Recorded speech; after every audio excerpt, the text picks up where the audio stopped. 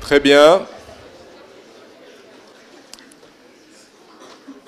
Comme je vous le disais donc précédemment, on va terminer cette matinée donc avec une conférence inaugurale donc qui vous est présentée ce matin donc par Monsieur Jean-François Dortier, qu'on a vraiment le plaisir et l'immense honneur d'accueillir. Donc Jean-François Dortier.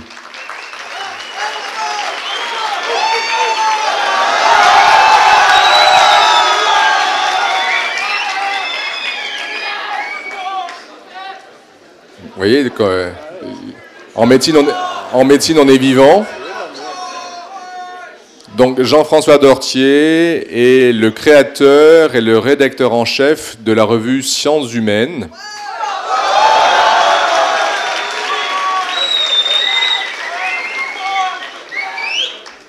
Dont il prendra peut-être le soin de vous en parler donc quelques instants. Cette revue Sciences Humaines est une revue effectivement donc que vous pouvez trouver, qui est accessible dans tout bon maison de presse, tout bon kiosque, et c'est une revue d'un très bon niveau scientifique, technique, philosophique, et qui aborde de manière effectivement tout à fait remarquable sur des revues monothématiques ou très généralistes, énormément de questions de la société, qu'elles soient dans le champ de l'anthropologie, de la philosophie, des questions sociales, de psychologie. Et moi, je prends toujours beaucoup de plaisir, effectivement, donc, à parcourir et à lire ces numéros. Donc, je ne suis pas là pour faire de la promotion et de la pub, mais si, peut-être que certains d'entre vous déjà la connaissent, je vous invite effectivement donc, à la découvrir. En tout cas, ce matin, c'était surtout pour effectivement donc l'exercice de style que l'on a demandé à Jean-François, c'était de faire justement un petit peu un propos introductif sur cette question du bonheur. Et je crois qu'il va nous inviter à un voyage. Et je l'en remercie. Je vous demande encore sincèrement, une fois que je vais passer le micro, de diminuer, comme disait Jean-François, donc les AK, pour que l'enregistrement puisse se faire dans de bonnes conditions, et ça a déjà démarré. Voilà. Merci en tout cas de votre attention, merci à Jean-François, et puis bonne conférence. Merci beaucoup. Merci à tous. Bon, vous êtes bien... Vous savez ce qu'on va faire? Moi, j'ai pas l'habitude d'intervenir devant un public aussi animé et aussi nombreux. Donc là, j'ai vu qu'il y avait donc des étudiants capables de faire un beau haka. Si vous voulez bien, je vais vous demander de me le refaire, je vais vous filmer, puis après on arrête. D'accord ?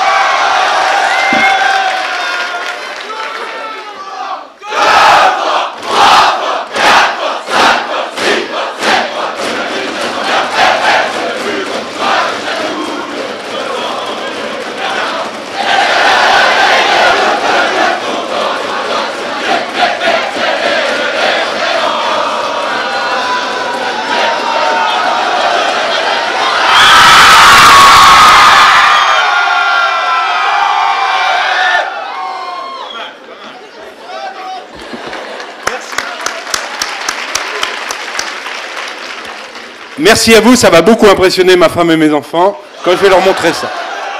Donc, allons-y. On m'a demandé d'intervenir sur une question très simple.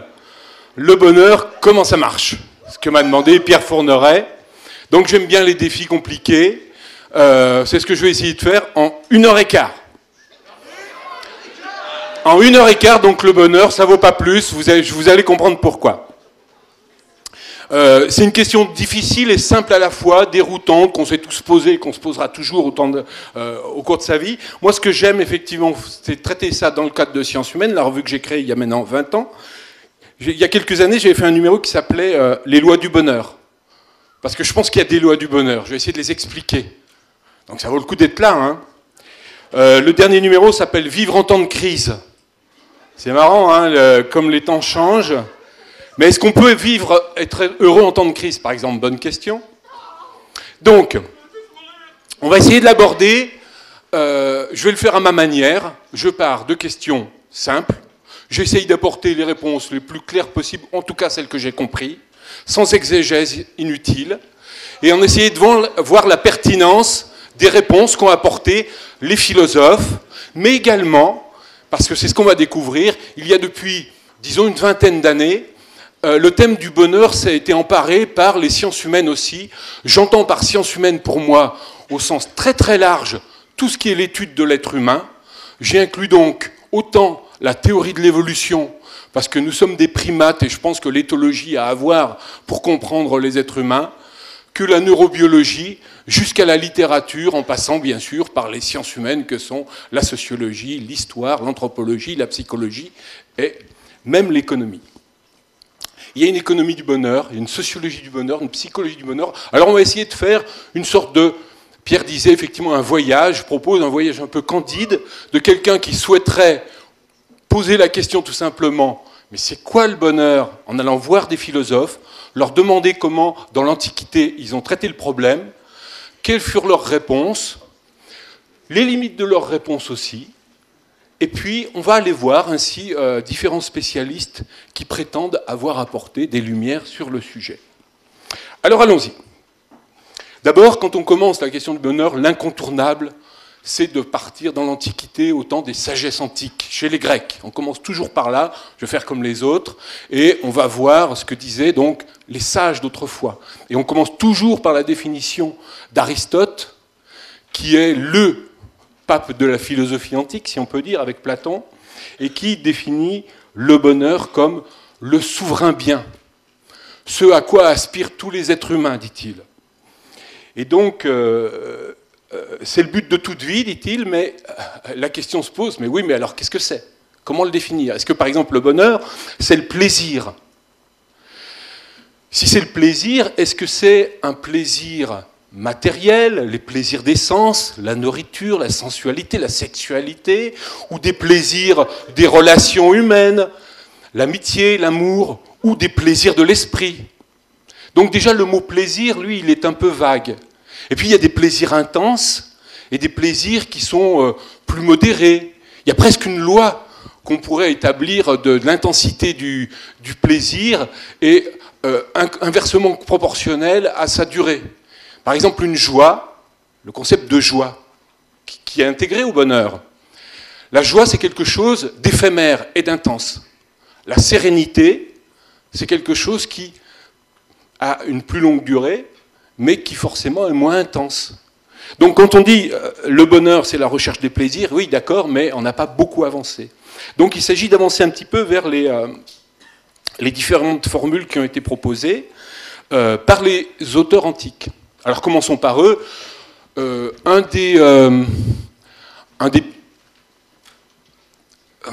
des courants les plus principaux de la philosophie antique à propos du bonheur, c'est ce qu'on appelle l'hédonisme.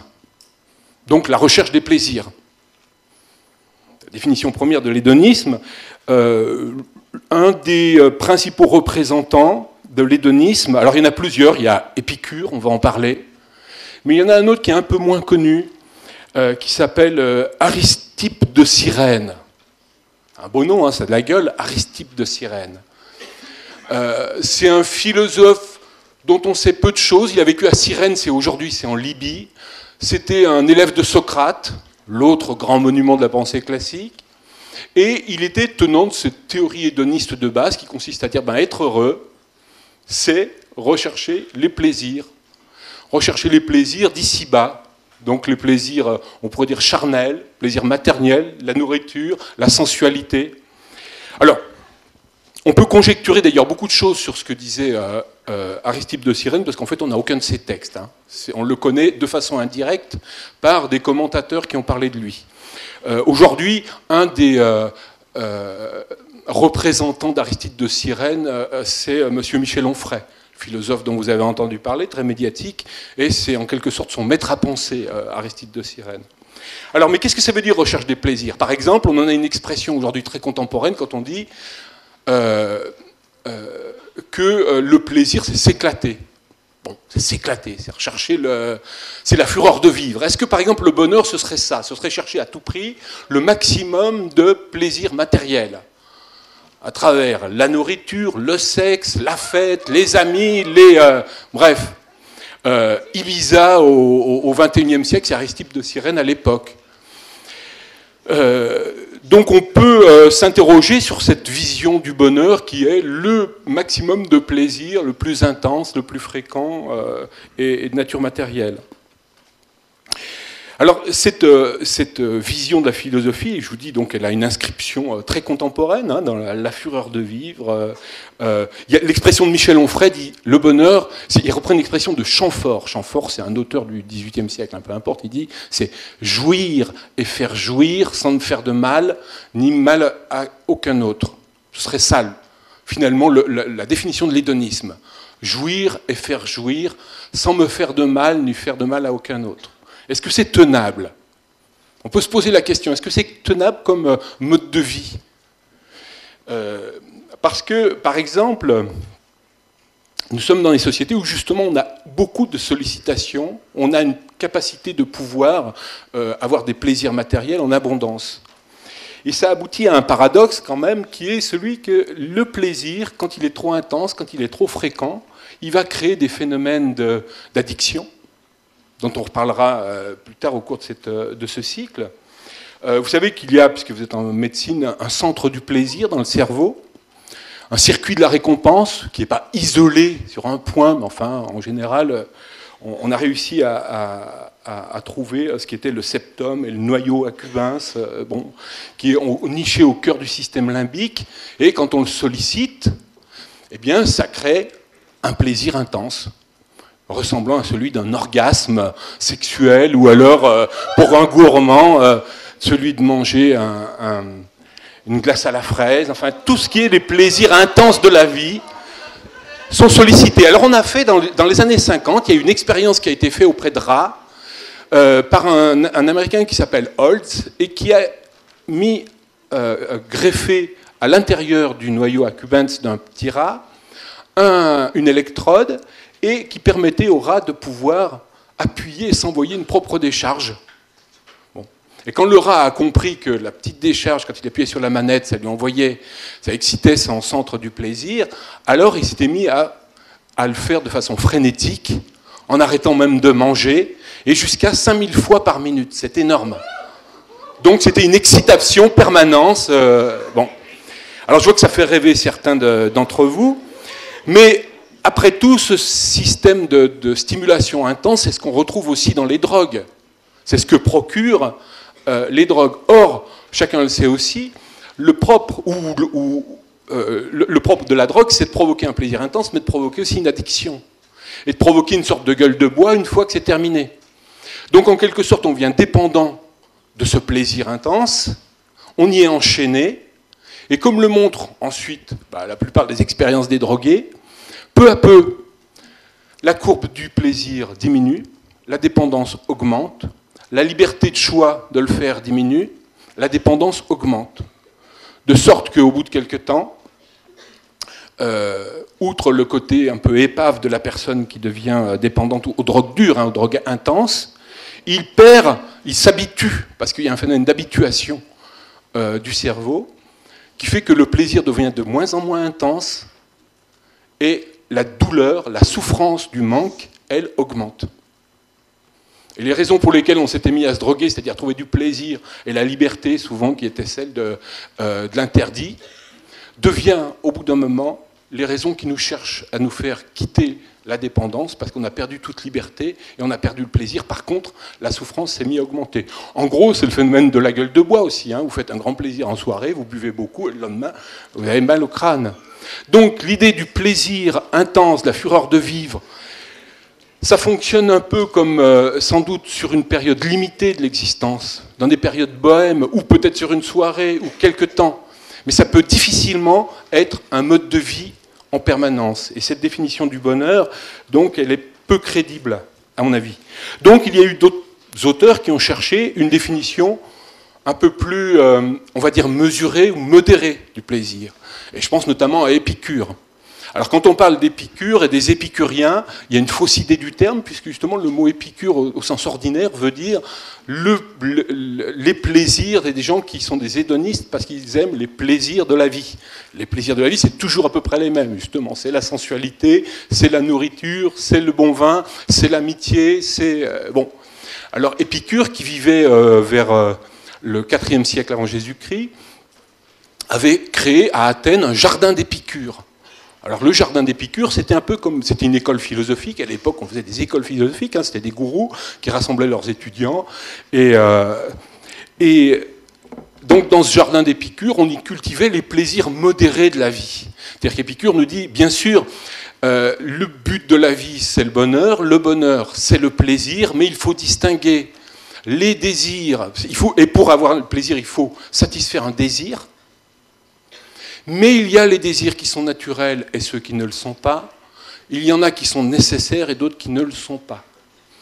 Donc, par exemple, en matière de nourriture, pour être très concret, c'est pas d'être un fin gourmet qui est important, mais d'apprendre une nourriture saine.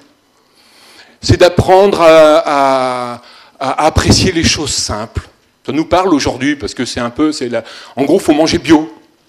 Hein, si Épicure était là aujourd'hui, il dirait qu'il faut manger bio. Pourquoi ? Parce que c'est lié intimement à sa philosophie du bonheur, qu'il résumait à travers... Lui, il disait d'ailleurs, la philosophie, c'est une médecine de l'âme. La médecine de l'âme, selon Épicure.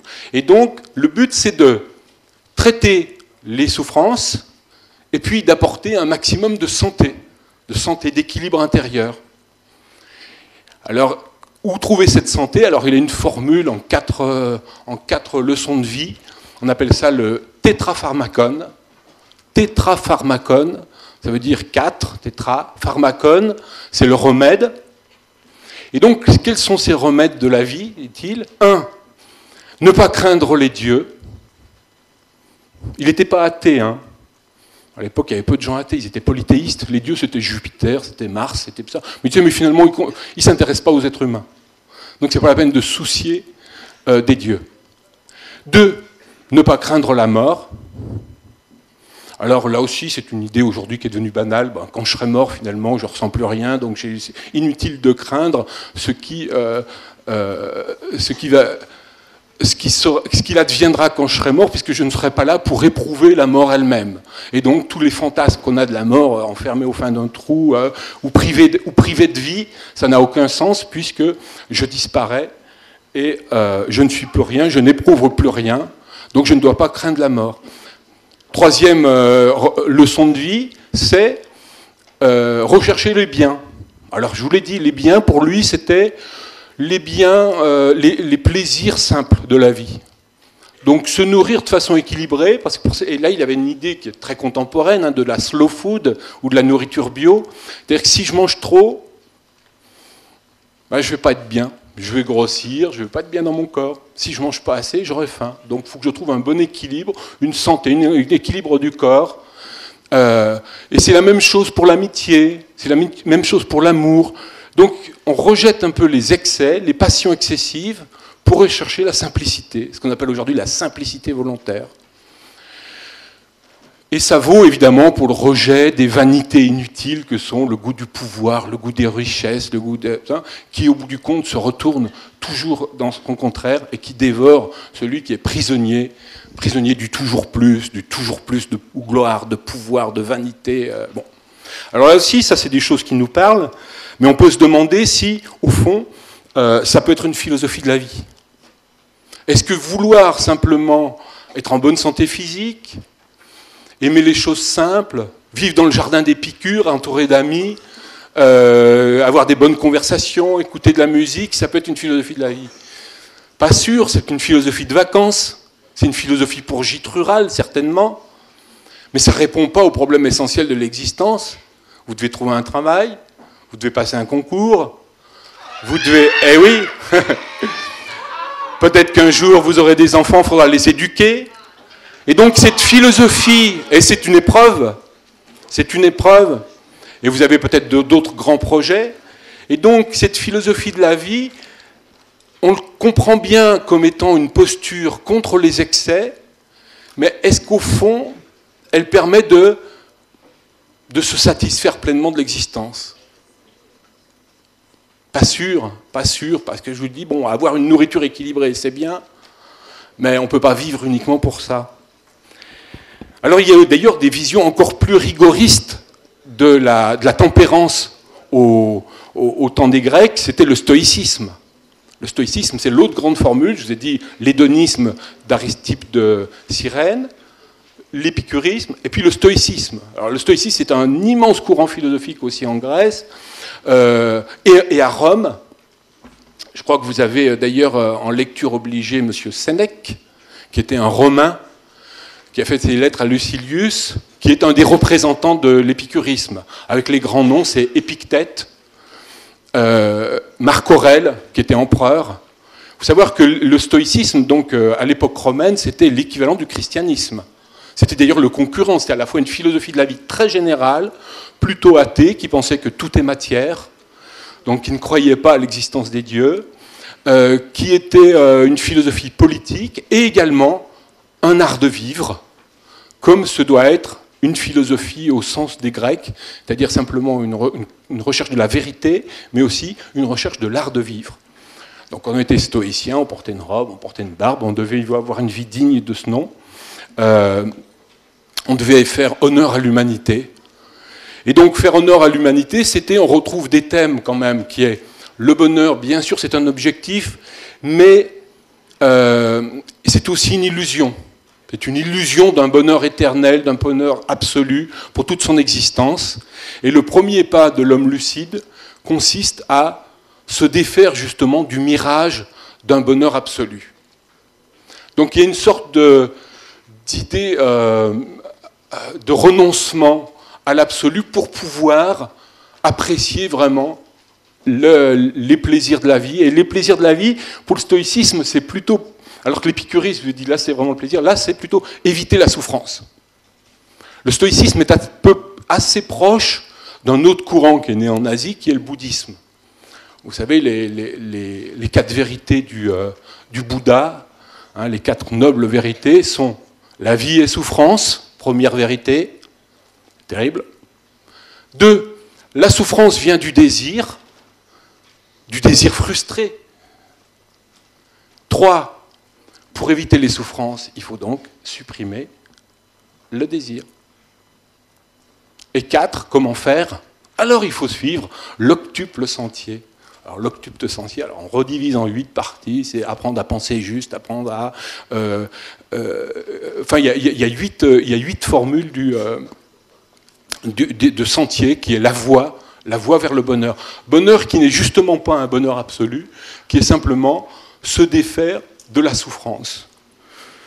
Alors c'est un peu tristounet, je vous l'accorde, comme objectif dans la vie, surtout quand on est jeune, surtout quand on a 20 ans, surtout quand on est en bonne santé. Bon, d'abord, c'est une vision assez pessimiste de l'existence, dire la vie est souffrance. Il n'y a pas que ça quand même. Donc, c'est pas certain que cette philosophie stoïcienne, elle puisse convenir d'abord aux gens qui sont assez heureux. Moi, personnellement, j'en fais partie. C'est pour ça que ça ne m'a jamais trop parlé, le bouddhisme ou le stoïcisme, parce que le postulat de base que la vie est souffrance, bon, ça va pour les gens malheureux. Donc c'est bien, pour revenir à l'idée d'Épicure, un remède à la souffrance. La philosophie serait un remède à la souffrance. Elle n'aide pas à être heureux, elle aide à supporter son malheur.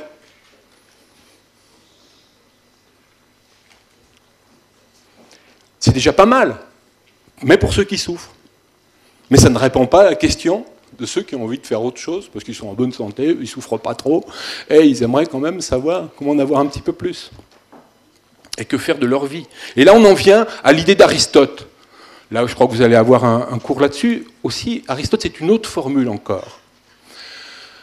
Aristote dit, on ne peut être, c'est le souverain bien, donc le bonheur, mais on ne peut être heureux qu'en s'accomplissant. Alors là, il y a une autre idée très très importante, celle de l'accomplissement. L'accomplissement, c'est le fait d'agir, de réaliser des choses. Là encore, on l'éprouve nous-mêmes au XXIe siècle et dans les siècles passés. Quand vous faites une activité qui vous plaît, que ce soit jouer de la musique, que ce soit étudier, que ce soit faire du sport, que ce soit... Donc toute activité créative qui vous plaît, que vous avez choisie, eh bien... elle procure du plaisir, elle procure du bonheur. Donc ça, c'est l'idée d'accomplissement. Et cette idée d'accomplissement, donc, elle est importante, elle est reliée à une autre idée importante chez Aristote, c'est que il faut savoir aussi ce pourquoi on est fait.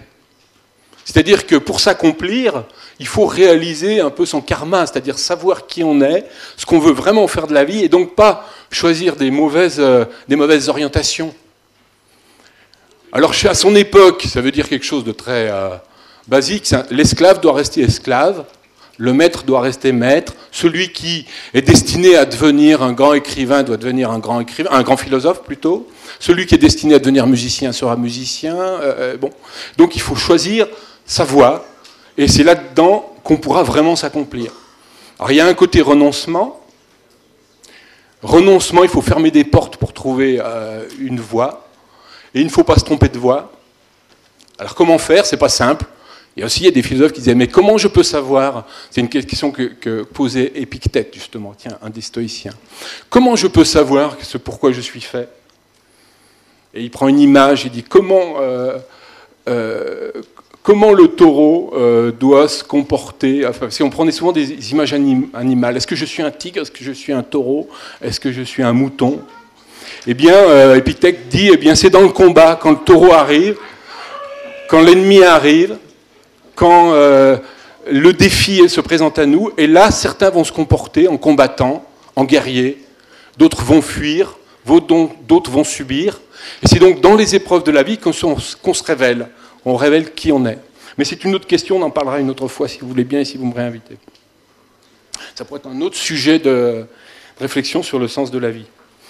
Donc, Aristote voit le bonheur dans l'accomplissement.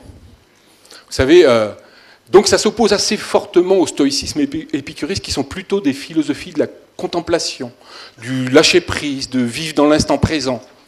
Ça, c'est une idée très forte. Vous savez, Hannah Arendt, une des grandes philosophes du XXe siècle, disait dans la pensée grecque, il y a deux grandes tendances, il y a la vita contemplative et la vita active.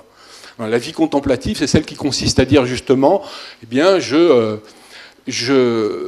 contemple la nature, je contemple le monde, je suis aussi un spectateur du monde.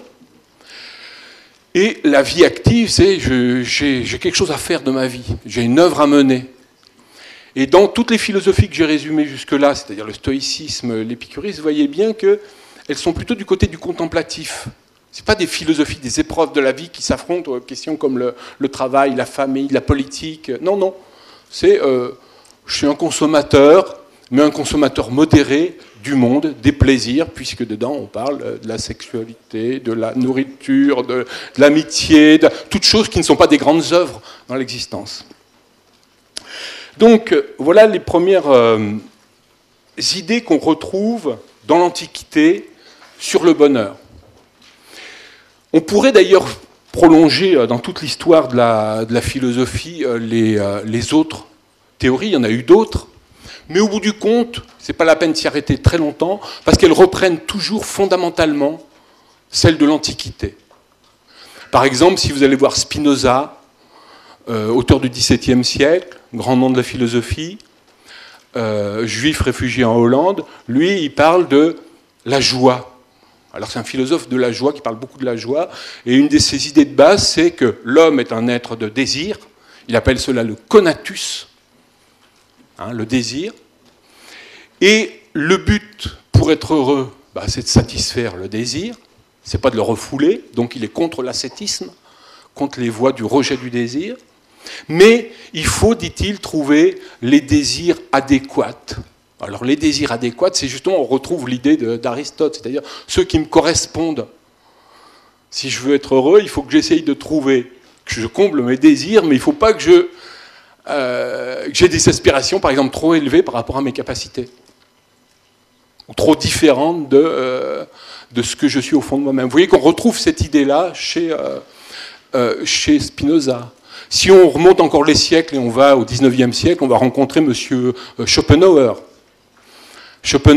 Alors, je vais en dire quelques mots parce que si vous allez sur Google, vous tapez « L'art d'être heureux », c'est une petite brochure qu'il a écrite au cours de sa vie, eh bien, il continue à être dans les best-sellers des ventes. Et puis, vous avez M. Lucchini qui cite toujours Schopenhauer, alors qui a écrit donc une petite brochure d'une trentaine de pages qui s'appelle « L'art d'être heureux ». Ce qui est paradoxal parce qu'il n'y avait pas plus malheureux que Schopenhauer. C'était un type aigri, dépressif, misanthrope, qui avait été rejeté par sa maman assez tôt, qui a une sœur qui s'est suicidée, son papa s'est suicidé aussi. Et lui, il portait l'existence comme un lourd fardeau. Et c'est paradoxal, il écrit une petite brochure qui s'appelle « L'art d'être heureux ». Et qu'est-ce qu'il raconte dans « L'art d'être heureux » ? Eh bien là aussi, on retrouve des idées qui sont celles du stoïcisme et du bouddhisme. C'est première loi, le bonheur n'est pas de ce monde. Il y a une formule, je vais essayer de vous la retrouver. Non seulement c'est pas de ce monde, mais c'est une illusion. La formule est la suivante. Nous entrons dans la vie plein d'exigences de bonheur et de jouissance, et nous avons l'espoir fou de les réaliser jusqu'à ce que les destins nous tombent dessus sans ménagement. Vient alors l'expérience et elle nous enseigne que bonheur et jouissance sont pures chimères.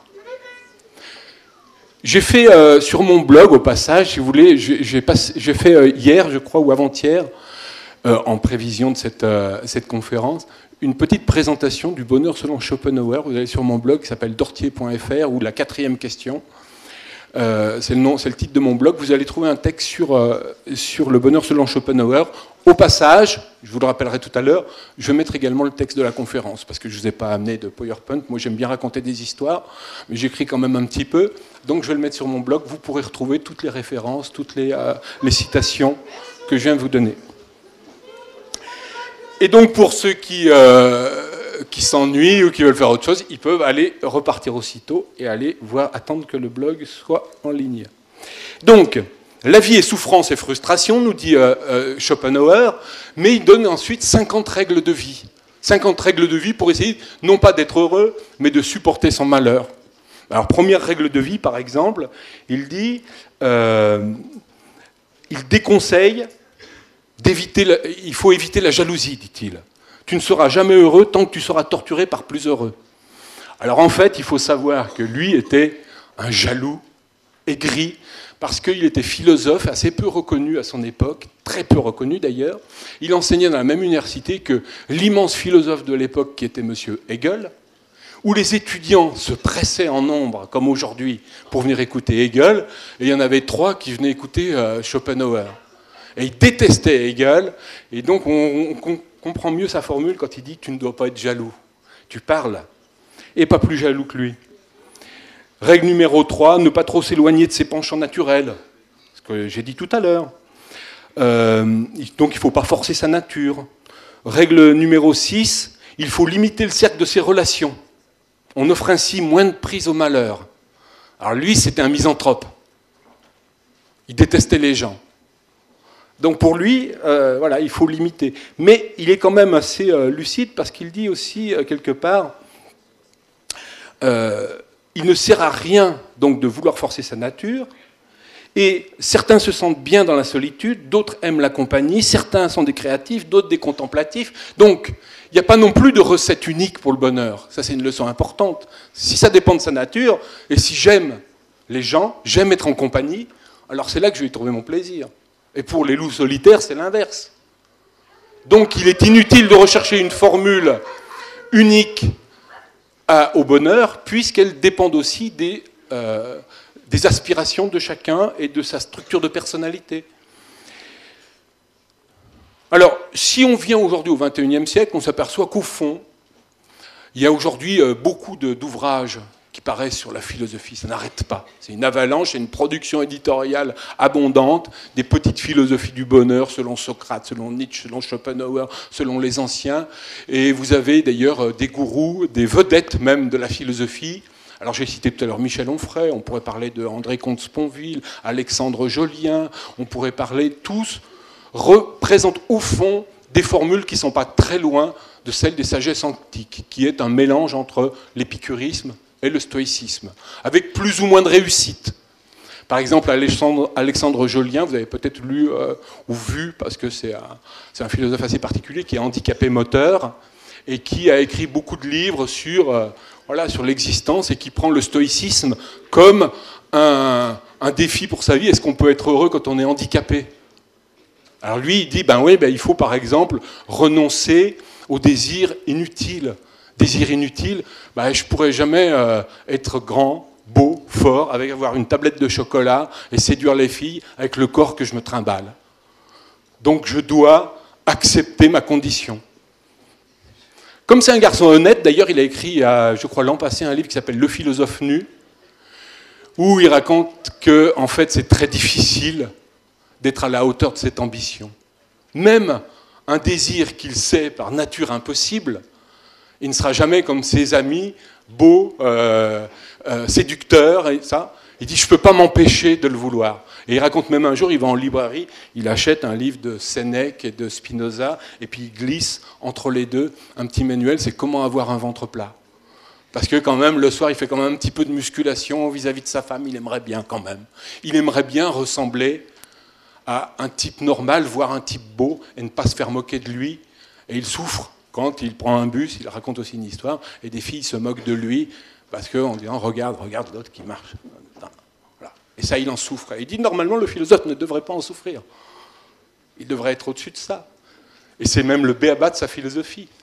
C'est apprendre à se dissocier des désirs inutiles ou des colères inutiles, des émotions qui n'ont aucun sens, puisque je n'ai pas de prise sur elles, elles ne devraient pas m'affecter. Donc, c'est une belle philosophie, il n'est pas sûr qu'elle soit aussi simple à vivre au quotidien. C'est donc un combat. Moi, personnellement, si vous me demandez ce que j'en pense, vous me demandez ce que j'en pense ? Bon. Je crois que ces philosophies, toutes ces philosophies, il faut bien comprendre dans quel contexte elles ont été faites.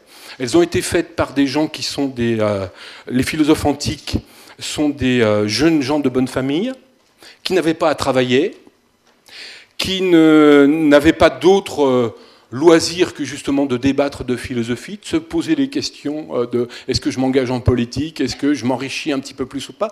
Mais par exemple, ils ne travaillaient jamais. Donc la question du travail, qui est une question éminemment importante dans la vie, quel métier je dois faire ? Et puis donc, quand je travaille, je me confronte avec des gens.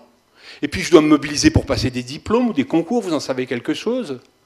Donc la philosophie qui consiste à dire il faut vivre dans l'instant présent, ça ne sert à rien de s'inquiéter pour un avenir inutile ou pour un passé qui est déjà passé, ce qui est un principe de base du stoïcisme, c'est très difficile quand on est un être humain, parce que le propre de l'être humain, c'est justement de se projeter dans l'avenir, se soucier, de se préoccuper de son avenir, c'est de devoir travailler. Travailler, c'est se confronter à d'autres personnes, être parfois en conflit avec elles.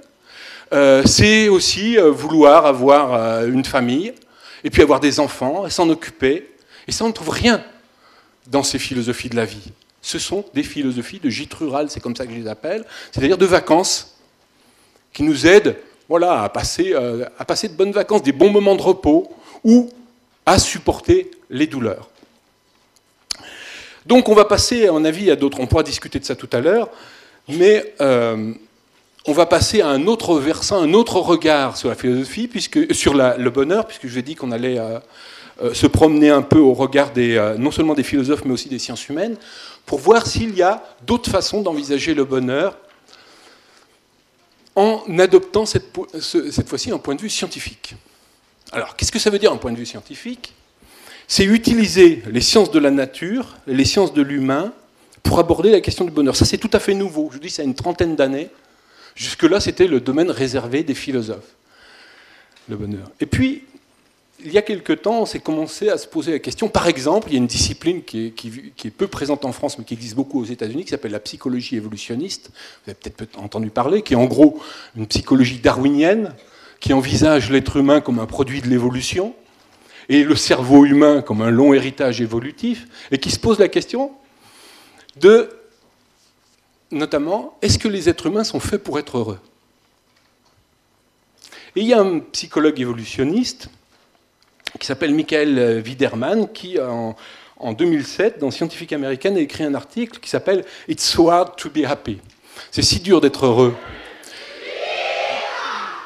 Alors c'est si dur d'être heureux, pourquoi, dit-il ? Parce qu'en fait, c'est pas certain du tout que nous soyons organiquement faits pour être heureux, au motif que nous sommes une espèce de mammifère qui appartient à un long phylum évolutif, où les animaux doivent vivre et survivre, et pour cela, ils doivent se méfier du danger. Parce qu'on est confronté à des défis de l'existence, et un des défis de l'existence quand vous êtes une proie, c'est de vous méfier des dangers, de méfier des risques. Et pour ça, il faut avoir une certaine dose d'inquiétude par rapport à son environnement. Il faut être angoissé pour bien survivre. Pourquoi ? Parce que si vous ne méfiez pas du danger, que vous soyez un être humain, mais que vous soyez aussi un primate, que vous soyez un mammifère, mais même les oiseaux, si vous regardez les oiseaux, vous voyez, quand ils sont toujours en train de regarder à droite et à gauche, ils sont inquiets. Si vous regardez des documentaires animaliers où vous voyez des antilopes, vous allez voir aussi qu'ils sont toujours en train de regarder à droite et à gauche, ils sont inquiets. Heidegger disait, un philosophe du XXe siècle, que l'inquiétude, qu'il appelait la préoccupation ou le souci, c'était le propre de l'être humain. Propre de l'être humain parce qu'il se projette dans l'avenir et il s'inquiète pour son avenir. Moi, je pense que les animaux sont heideggeriens aussi.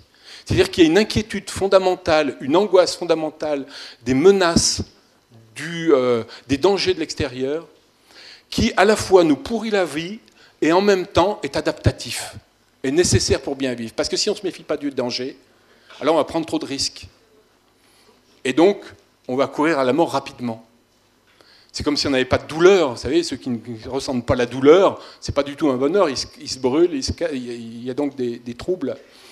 Donc le danger, le sentiment du danger, la peur, l'inquiétude, la frayeur, l'angoisse diffuse, ça peut être adaptatif et en même temps, ça ne nous prépare pas du tout au bonheur. Autre argument qu'avance notre psychologue, Michael Widerman, c'est de dire que notre cerveau, il a tendance à enregistrer beaucoup les échecs, les traumatismes, les erreurs qu'il a fait, parce que c'est une leçon pour la suite, une leçon d'expérience de vie.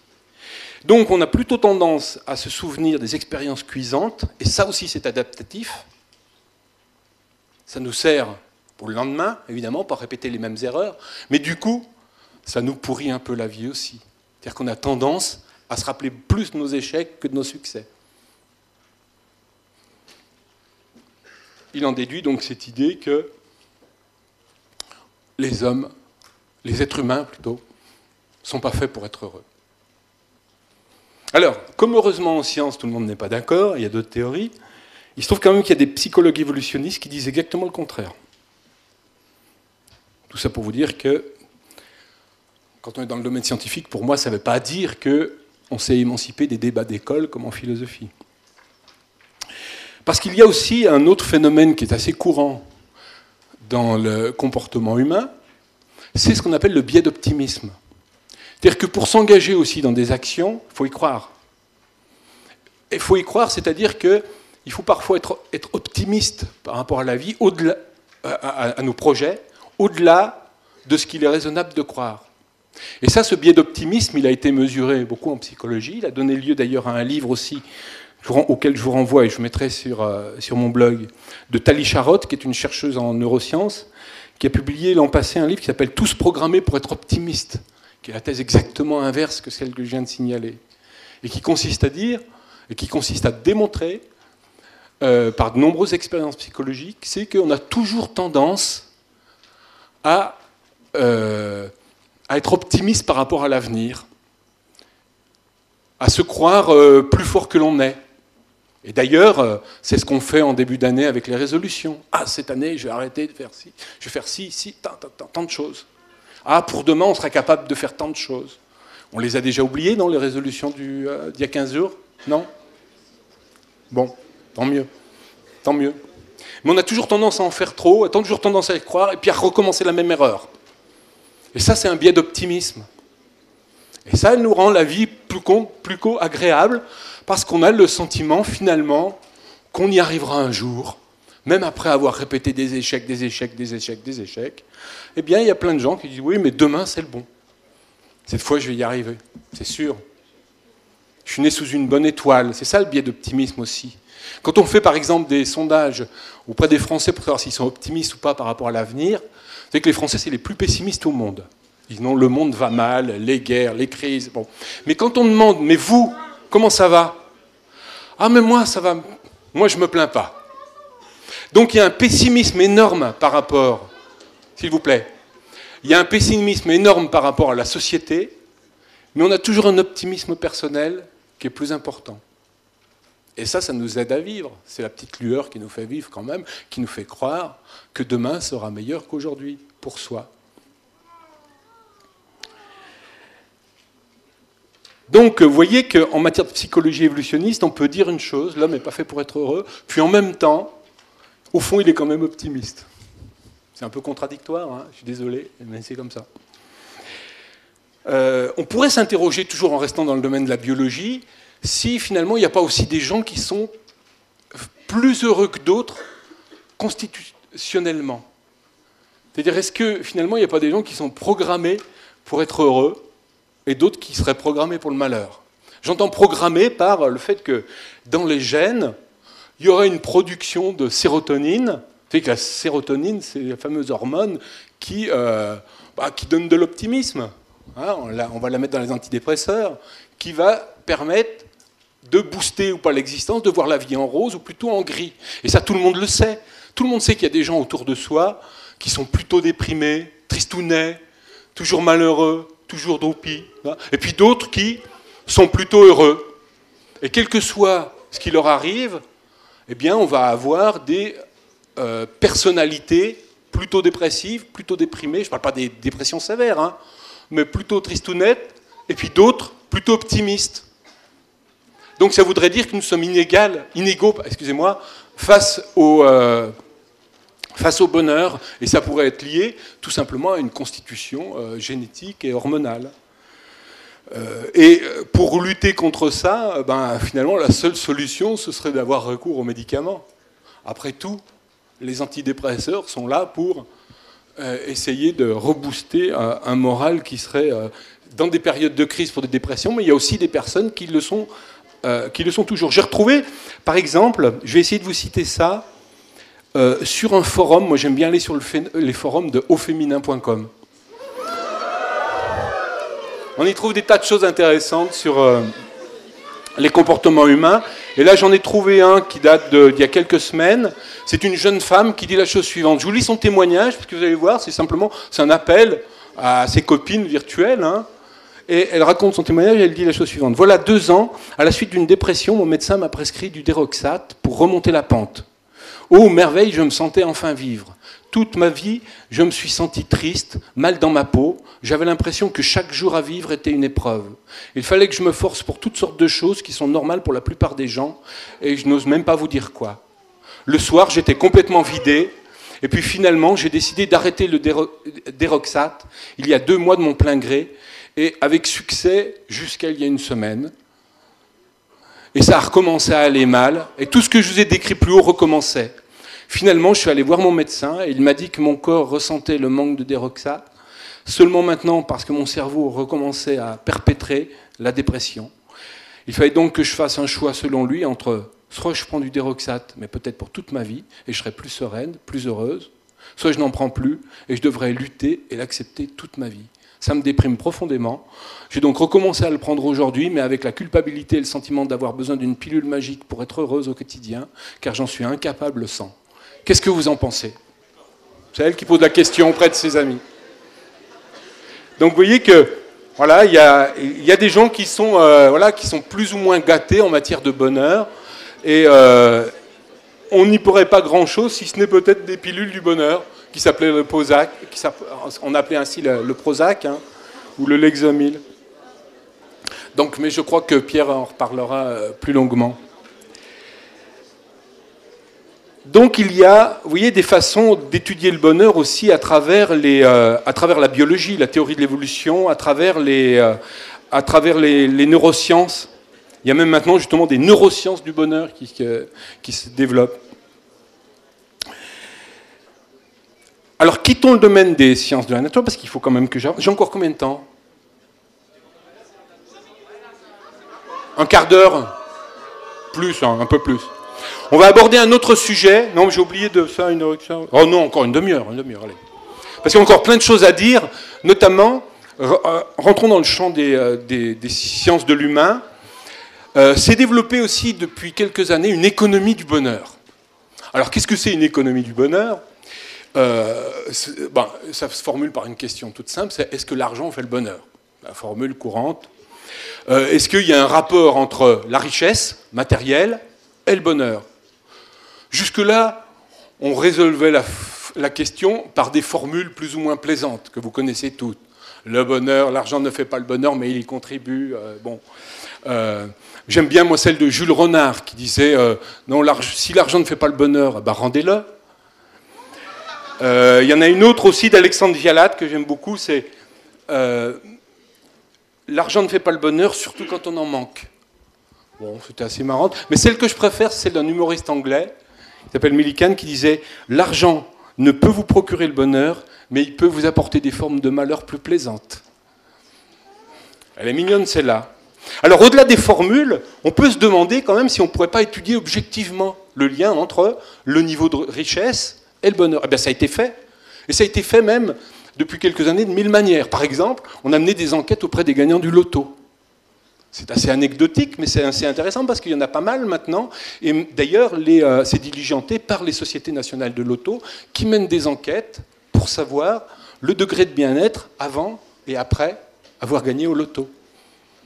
Alors on trouve des histoires qui sont parfois tragiques et qui vont dans le sens de non, l'argent ne fait pas le bonheur. Par exemple, si vous prenez le cas de monsieur John Whittaker, qui était un routier américain qui est connu pour avoir gagné en 2004 le plus gros gain de toute l'histoire des jeux d'argent. C'est un routier, il habite en Virginie, un jour il s'arrête pour prendre un sandwich, ça se passe donc en fin 2003, et puis en même temps il prend un ticket, et son ticket va lui donner, ça va être le ticket gagnant, il va avoir 350 millions de dollars au bout de son ticket. Donc il fait la une des journaux, sa vie est transformée, il fait beaucoup de jaloux, évidemment, puis on n'en entend plus parler pendant 2 ans. Puis 2 ans après, non, il ne s'est pas suicidé, mais d'un seul coup, il va refaire les journaux, mais simplement parce qu'il a eu une affaire, il s'est fait virer d'une boîte de jeux, où il continue à aller jouer dans un casino, où on lui avait volé de l'argent, il s'était battu avec quelqu'un, et là on découvre qu'il est en train de décliner. C'est un type qui ne travaillait plus et qui vivait uniquement, qui était devenu alcoolique, et qui était en train ouais, sa vie était en train de partir en sucette, comme on dit. Le plus grave, c'est que 6 mois plus tard, dans sa belle maison qu'il avait achetée, où il faisait vivre ses enfants et autres, la petite amie de son fils fait une overdose de drogue. Elle meurt. Et donc on s'aperçoit à travers cette anecdote-là combien l'argent aussi, c'est ce qu'avaient dénoncé évidemment les philosophes antiques, peut être aussi un moyen de dissoudre les relations humaines, peut être un moyen factice d'apporter un bonheur pendant un moment. Bon. Mais vous allez me dire, ça c'est qu'une expérience. Hein. Il y a des livres qui ont été écrits, j'ai trouvé notamment un récit d'une chercheuse américaine, d'une journaliste américaine plutôt, qui a fait une enquête auprès des gens qui étaient devenus riches soudainement suite à un gain au loto ou à un héritage. Et puis, elle a écrit un livre qui s'appelle « La face sombre de la richesse ». Elle raconte le cas d'un jeune homme justement qui s'appelle Sam, qui lui a hérité d'une très très grosse fortune familiale à l'âge de 21 ans. Et donc, il n'avait même plus besoin de travailler, il pouvait être retraité. Ça. Mais son but à lui, c'était de devenir écrivain. Mais il n'était pas bon écrivain. Et donc, vous pouvez avoir tout l'argent du monde, si votre but c'est d'être un écrivain et que vous n'y arrivez pas, c'est l'argent ne va pas vous le donner. Donc, vous voyez, ces anecdotes-là montrent évidemment, tempèrent le lien entre richesse et argent. Mais ce n'est que des anecdotes. Il faudra en savoir un petit peu plus quand même pour objectiver cette relation. Et heureusement, on dispose d'études pour objectiver cette relation. Par exemple, il y a des enquêtes, maintenant, des échantillons plus larges de gagnants au loto, pour savoir comment augmenter leur bien-être. On en a quelques centaines. Par exemple, j'ai retrouvé une enquête de 2004 qui interroge 249 gagnants du loto. Et quand je dis des gagnants du loto, c'est plus d'1 million d'euros. Et on leur demande, est-ce que vous êtes plus heureux que vous l'étiez avant ? Les résultats sont mitigés. Pour la moitié, oui. Pour 40%, non, c'est pareil. Et pour 10%, c'est pire. On a trouvé une autre enquête, j'ai trouvé une autre enquête que vous trouvez également sur mon blog, qui a été faite par les Britanniques aussi, qui est assez intéressante. Elle prend 6 ans plus tard ce que sont devenus les gens qui ont gagné au loto.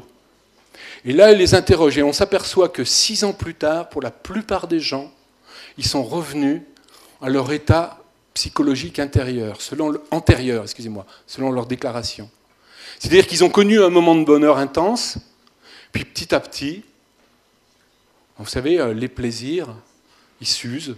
Vous allez dans les grands restaurants, vous faites des voyages, mais au bout d'un moment, c'est comme s'il y avait un mécanisme d'adaptation à sa situation nouvelle qui fait qu'on n'éprouve plus de joie.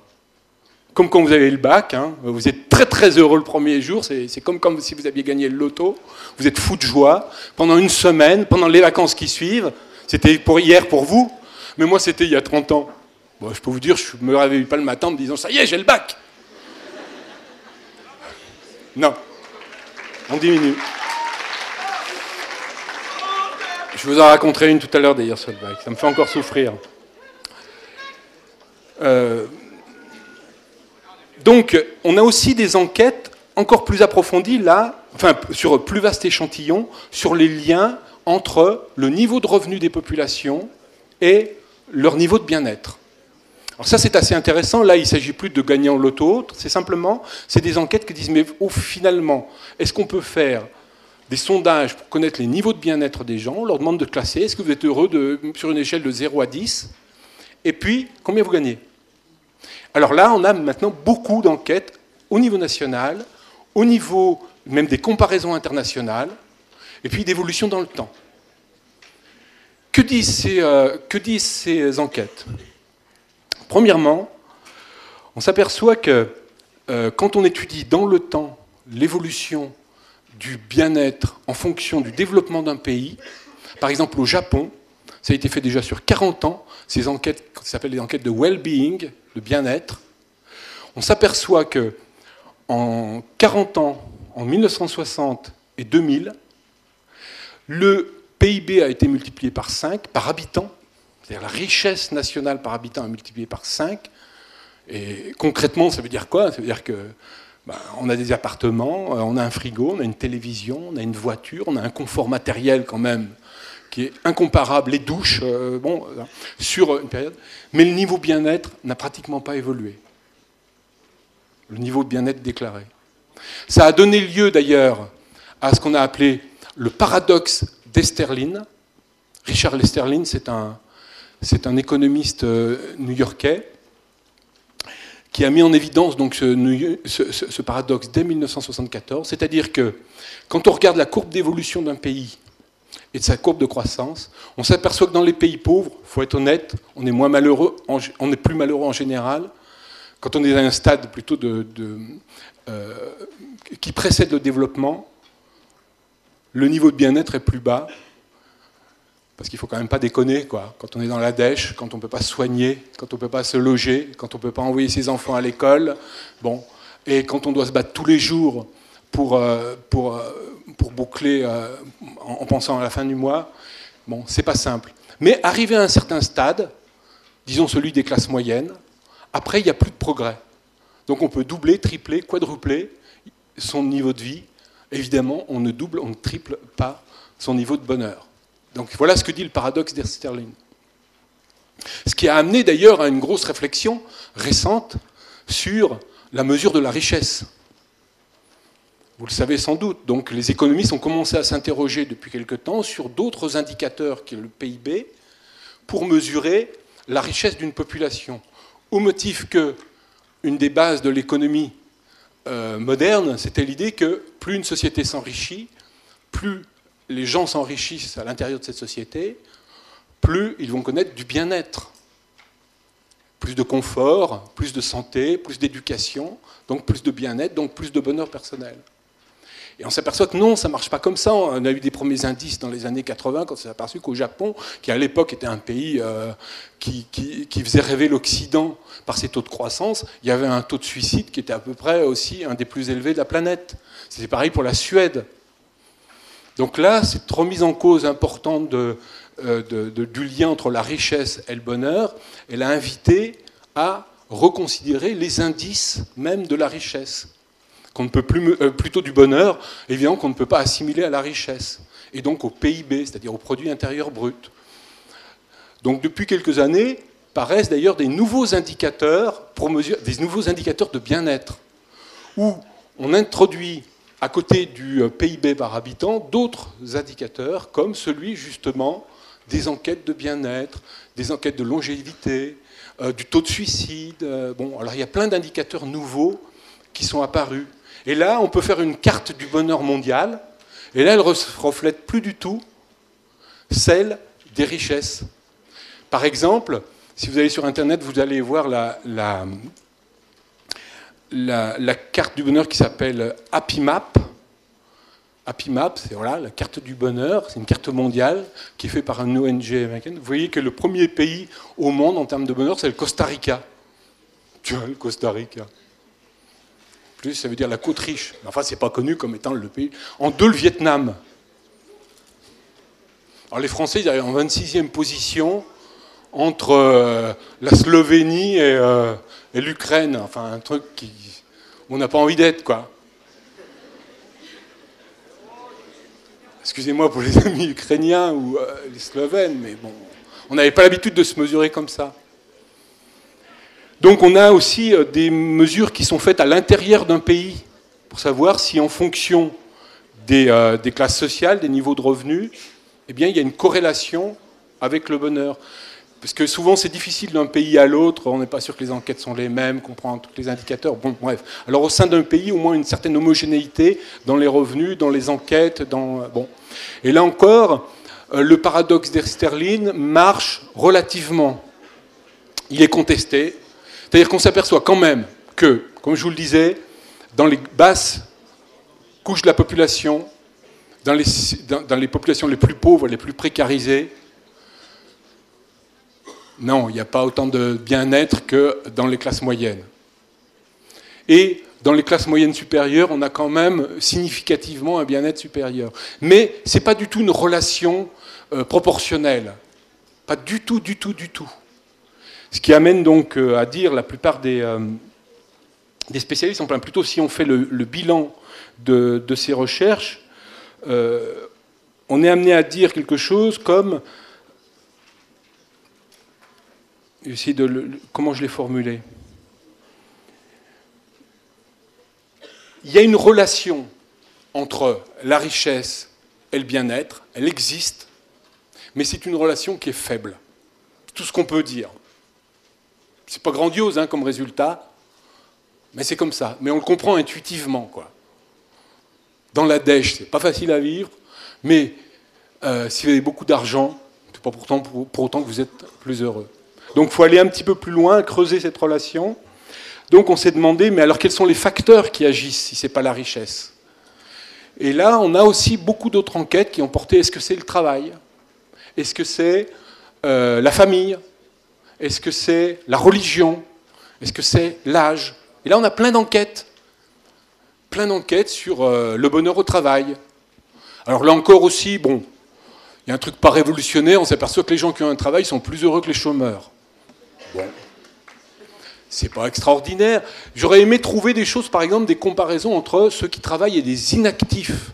Inactifs au sens retraité, ou des femmes qui ont fait le choix de ne pas travailler, est-ce qu'ils sont plus heureux? C'est pas si simple que ça à trouver comme résultat.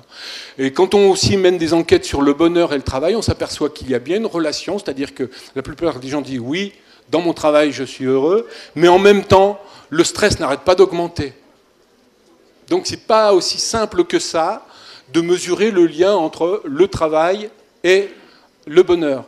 Ce qui amène d'ailleurs certains chercheurs à affiner un peu les enquêtes et à se dire non pas est-ce que votre travail vous plaît ou pas, mais à mesurer au sein d'une journée qu'est-ce qui vous plaît dans votre travail ou pas.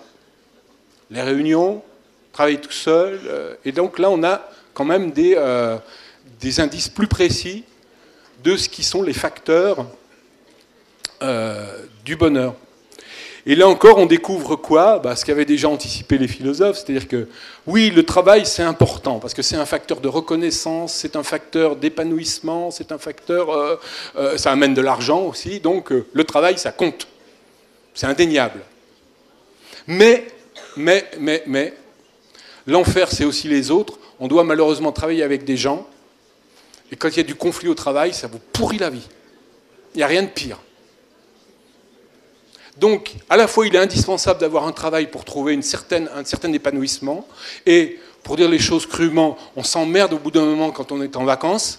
C'est pourquoi d'ailleurs les philosophies de l'épicurisme, du stoïcisme, qui sont des philosophies de vacances, ne résolvent pas la question de la vie. Donc on a besoin d'activité, on a besoin de s'accomplir, on a besoin d'avoir des épreuves, et le travail procure cela. Et on voit beaucoup de retraités qui continuent à s'accrocher ou à faire des activités, y compris bénévoles, parce que c'est une façon de s'épanouir.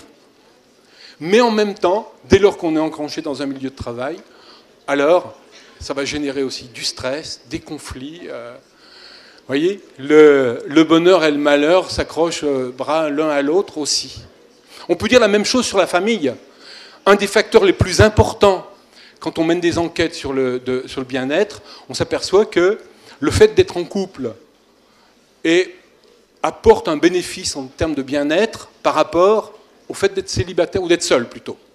Pas célibataire, parce qu'on peut être célibataire, ne pas être seul, mais bon. Au fait d'être seul, d'éprouver de la solitude. Donc là, il y aura un bénéfice social, parce que nous sommes des animaux sociaux, et voilà, d'être en compagnie, ça nous fait du bien. Mais en même temps, on peut retourner l'inverse, c'est-à-dire qu'il y a beaucoup de couples qui ne se supportent plus. Et s'il y avait autant de divorces et de séparations, c'est parce qu'au bout d'un moment aussi, ça devient insupportable de vivre au quotidien avec certaines personnes, et on préfère encore être seul. Donc, ce qui est un des apports majeurs du bien-être, c'est-à-dire les relations sociales, sont aussi, Jean-Paul Sartre le disait, synonymes d'enfer. L'enfer, c'est les autres. C'est compliqué, hein ? On a mené des enquêtes aussi sur le lien entre le bonheur et la religion. Est-ce que ça rend heureux de croire ? Les philosophes athées disent non, non, non, parce que ça, on reporte sa vie dans un au-delà, alors que, donc c'est l'opium du peuple, quoi. Le but, c'est d'avoir un salut terrestre. Et en fait, on s'aperçoit qu'il y a bien quand même une relation. C'est-à-dire que les croyants sont plus heureux en moyenne. Il y a beaucoup d'enquêtes qui sont faites aux États-Unis là-dessus, assez peu en Europe, sont plus heureux en moyenne que les non-croyants. Est-ce que c'est un bénéfice de la prière ? On n'en sait rien, ou de la croyance en tant que telle. J'ai retrouvé un petit livre de développement personnel qui date de 1727, d'un père, le père Calmel, qui a écrit une méthode facile pour être heureux dans cette vie et assurer son bonheur éternel. 1727, hein.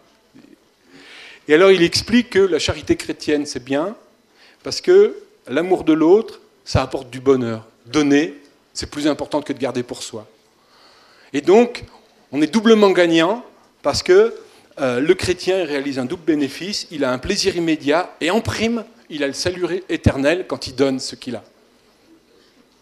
Alors ça, c'est le bonheur selon Mère Teresa, quoi, vous voyez. Les catholiques ascétiques qui donnent tout, qui n'ont rien, et puis finalement on les voit heureux, dynamiques. Peut-être que c'est une leçon du bonheur. On a mené des enquêtes aussi sur l'âge et le bonheur. Est-ce qu'il y a une relation au cours de la vie ? Eh bien oui, il y en a une relation. À quoi elle ressemble ? Elle ressemble à une courbe en U. C'est-à-dire qu'on s'aperçoit que le bien-être est supérieur à 20 ans qu'à 40. Donc il y a une baisse progressive au fil du temps, entre 20 et 40 ans. Là. Autant dire ce qui vous attend, là, c'est vraiment la vie de merde, quoi. Hein. Vous avez 20 ans. Par contre, après, on remonte la pente. Le U remonte. À partir de 60 ans, on retrouve un niveau de bien-être qui est équivalent à celui de 20 ans. C'est étonnant. Donc, moi, je suis en train de remonter la pente, par exemple.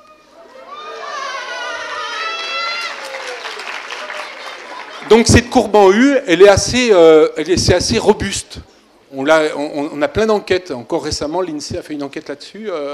On le retrouve dans plusieurs pays. Bon. Alors on peut l'interpréter de différentes façons. Par contre, les causes, c'est pas très clair. Est-ce que c'est par exemple une évolution psychologique naturelle qui ferait qu'on serait heureux plus jeune, puis petit à petit ça déclinerait, et puis voilà, pour des causes organiques, hormonales, et puis après...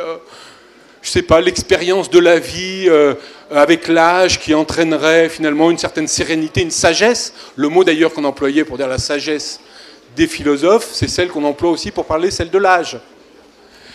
Il y a une autre façon de voir les choses aussi, qui est que Le 20 ans, c'est l'âge, c'est pas de l'insouciance, loin de là, mais c'est un peu l'âge de la bohème. On a moins de soucis. Quand on a 20 ans, on découvre le monde, on a encore beaucoup de projets. Bon, ben. Quand vous en avez 40, souvent vous êtes au milieu de vos cycles de vie, vous avez beaucoup d'emmerdes professionnelles, les enfants à s'en occuper, et il y a une baisse là parce que ça fait beaucoup de charges. Et à partir de 60, ce qu'on constate aujourd'hui, c'est nouveau dans l'histoire de l'humanité, hein, c'est les tempes crises, finalement, une certaine revanche, moi ce que j'appelle la revanche des tempes grises, c'est-à-dire que maintenant vous avez une troisième vie entre 60 et 80 ans, où vous êtes en pleine forme, vous pouvez avoir un niveau de revenu qui est correct, vous avez payé votre maison, vous n'avez plus d'enfants, vous pouvez voyager, c'est les gens qui remplissent les charters pour aller au Maroc, en Tunisie, à Bali, qui animent des associations, qui vont réétudier, bon, et qui retrouvent une certaine jeunesse. Parfois on a plaqué son mari ou sa femme, et puis on refait une nouvelle vie. Donc, il y a une certaine, presque une même crise d'adolescence chez certaines personnes du troisième âge qui ont le sentiment de dire « voilà, je revis, enfin je revis ». Et c'est une certaine revanche, même souvent d'ailleurs des milieux populaires qui n'ont pas connu ça tout le long de leur existence. Et donc ça fait remonter la courbe du bonheur. Mais c'est une hypothèse, hein. Je ne connais pas vraiment, le fait est attesté, la courbe en U, les causes peuvent être débattues. Vous voyez qu'on peut dire des choses sur le bonheur en faisant des sciences humaines, de l'économie, de tout. Je pourrais parler d'histoire, mais je vais terminer quand même. On parlera de l'histoire si vous avez des questions là-dessus, parce qu'il y a une histoire du bonheur aussi. Il y a aussi un apport d'une discipline récente qui s'appelle la psychologie positive. Alors la psychologie positive, ça part d'une posture assez nouvelle qui consiste à dire bon, la psychologie pendant longtemps elle s'est occupée des malheureux. Par définition, la psychologie clinique elle s'occupe des gens qui ne vont pas bien. Et pourquoi on ne ferait pas une psychologie aussi des gens heureux? En essayant non pas de s'interroger sur les causes des traumatismes, les causes de la dépression, les causes de l'autisme, les causes de tout ce qui va mal, mais quels sont les facteurs qui entraînent le bien-être. Et cette psychologie positive d'ailleurs liée à un autre courant de la psychologie récent qui est la psychologie de la santé, et qui vous concerne. Lorsqu'on s'est aperçu que, justement, j'en ai pas parlé jusque-là, quand on fait un lien entre la santé et le bonheur, est-ce qu'il y a un lien? Oui, il y a un lien. En général, quand on est en meilleure santé, on se porte mieux, même moralement. C'est ce qui fait dire en début d'année, je te souhaite surtout la santé. Là encore, à mon avis, ça peut pas satisfaire. On ne peut pas se satisfaire en disant « ouais, ça y est, j'ai la santé, tout va bien ». Donc c'est une philosophie de la vie qui ne marche pas d'avoir la santé, c'est tout. Non, c'est pas tout. Mais enfin, c'est quand même important. Mais on s'est aperçu quand même, et c'est là que la psychologie de la santé intervient, qu'à maladie égale, à traumatisme égal, il y a des gens qui s'en sortaient mieux que d'autres.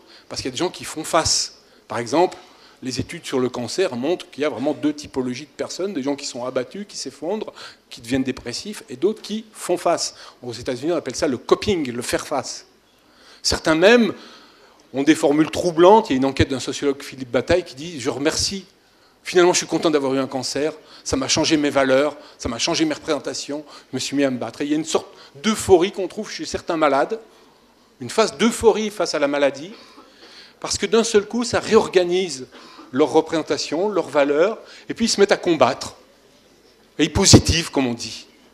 Donc ça amène l'idée d'un des pères de la psychologie positive, qui s'appelle Martin Singelman, qui a écrit un livre en 2002 qui s'appelle « Authentic Happiness », consiste à dire que ça ne sert à rien de chercher des facteurs objectifs, la santé, la richesse, l'âge, le niveau de revenu. Ce qui compte aussi, c'est de voir comment l'individu fait face à ces situations-là. Et il existerait donc des qualités personnelles qui rendraient plus ou moins aptes à affronter les épreuves, ce qu'on appelle la résilience, comme dit Cyrulnik, dont vous avez entendu... Oh ben non, vous n'étiez pas là l'an passé. Mais... Bon, Boris Cyrulnik, c'est-à-dire la résilience, c'est bien la capacité qu'on peut avoir ou pas à affronter des épreuves positivement, mais, disent aussi les tenants de cette psychologie positive, ça s'apprend. Ce n'est pas uniquement une qualité naturelle, la résilience. On peut apprendre à affronter plus ou moins bien les épreuves de la vie. Donc on peut cultiver, en quelque sorte, ses aptitudes. Un des autres tenants de la psychologie positive, qui s'appelle Milahi Csikszentmihalyi, le nom est épouvantable, soutient que le facteur principal du bonheur, là encore, c'est ni le bien-être matériel, ni les succès, mais c'est la capacité à réaliser des activités personnelles, qu'il appelle autotéliques. Et là, on rejoint un peu Aristote. Autotélique, ça veut dire quoi? C'est un but, télique, télos, le but, auto, un but que je me suis fixé. Donc si je me donne des objectifs dans la vie et je me bats pour ça, alors ça, c'est vraiment ce qui est grisant, ce qui est excitant et ce qui vraiment donne du sens à son existence, mais également qui l'enrichit. Alors ça peut être faire du sport, ça peut être la peinture, ça peut être un voyage, ça peut être réaliser une activité professionnelle, ça peut être construire une maison, ça peut être le tour du monde, ça peut être avoir des enfants, peu importe. L'essentiel, c'est les buts qu'on s'est fixés. Voilà donc quelques... Je vais arrêter là parce que je crois quand même que je suis arrivé à peu près à mon timing pour qu'on puisse échanger un peu. Alors, attendez, il faut quand même que je fasse une conclusion. Mais j'arrête là parce que je vous dis, on pourrait faire aussi une histoire du bonheur. Ça existe.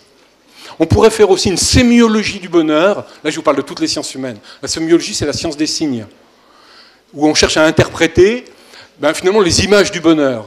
Les gens qui sont intéressés à ça, les images du bonheur dans la publicité, les images du bonheur dans le roman, même si certains romanciers ont dit les gens heureux n'ont pas d'histoire, donc c'est pas la peine de...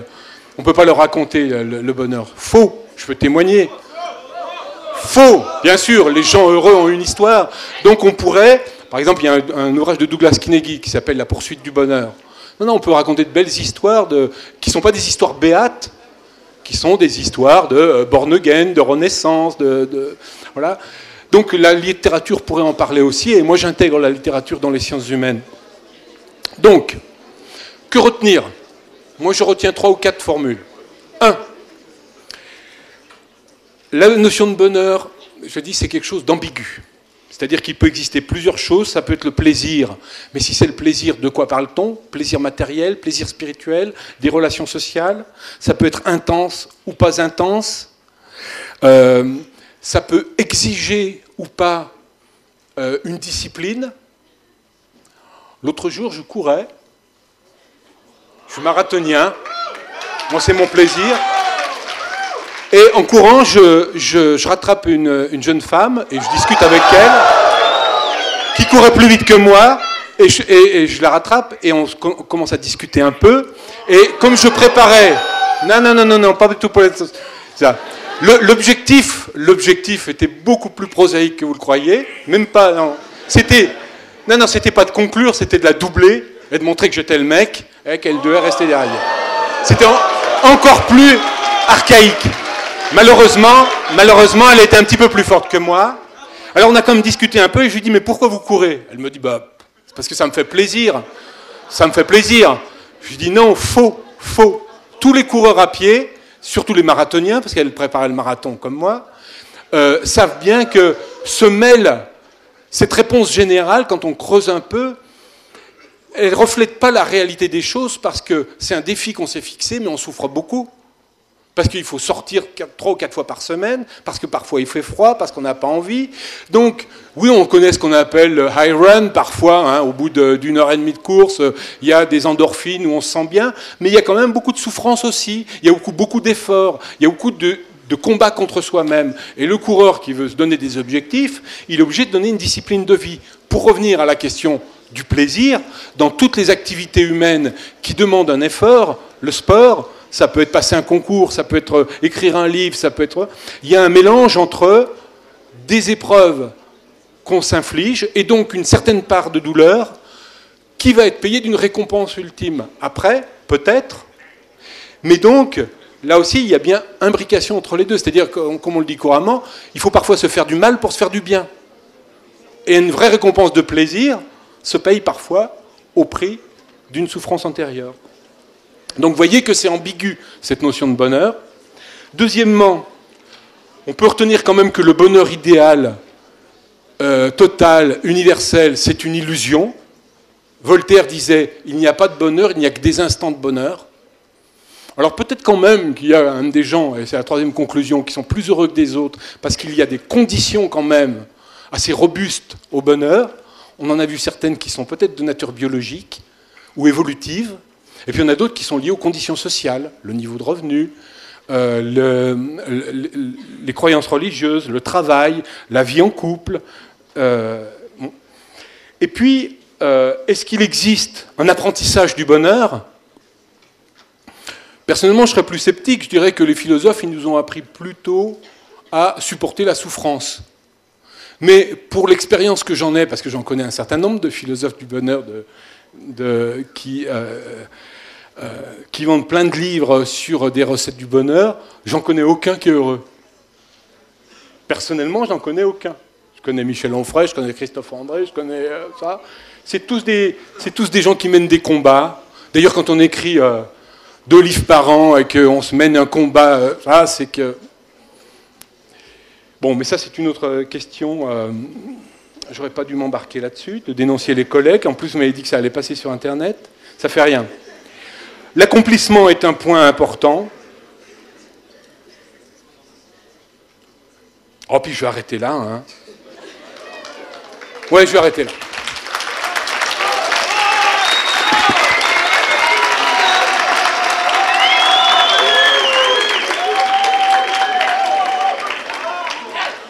Oui, alors, excusez-moi, donc je vous le redis, hein, je me fais un petit peu ma promo quand même.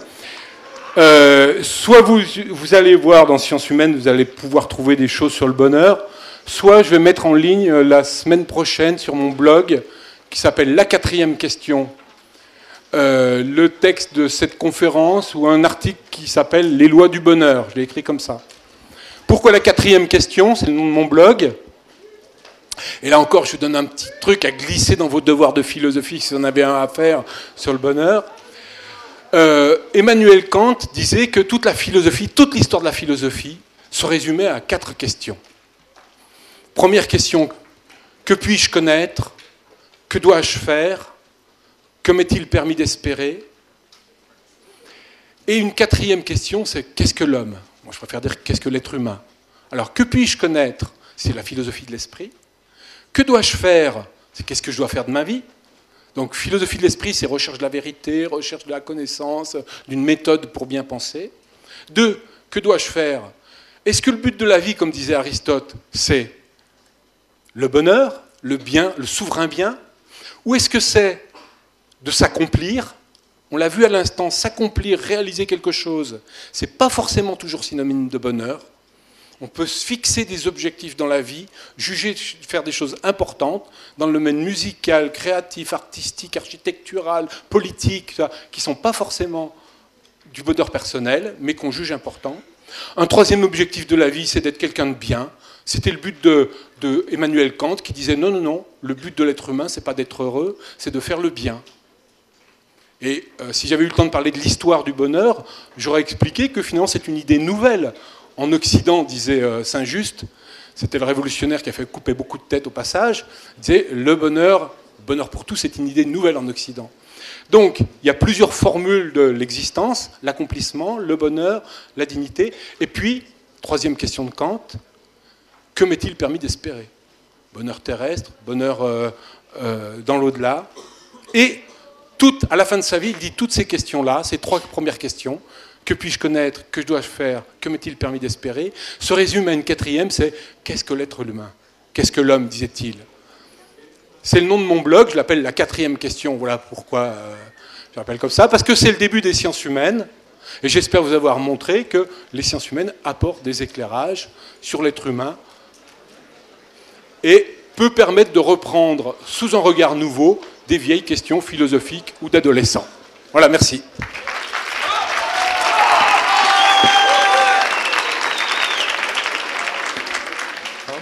Merci à toi, en tout cas, de ce très beau panorama qui va effectivement être après repris, approfondi et décliné donc, dans les différentes journées.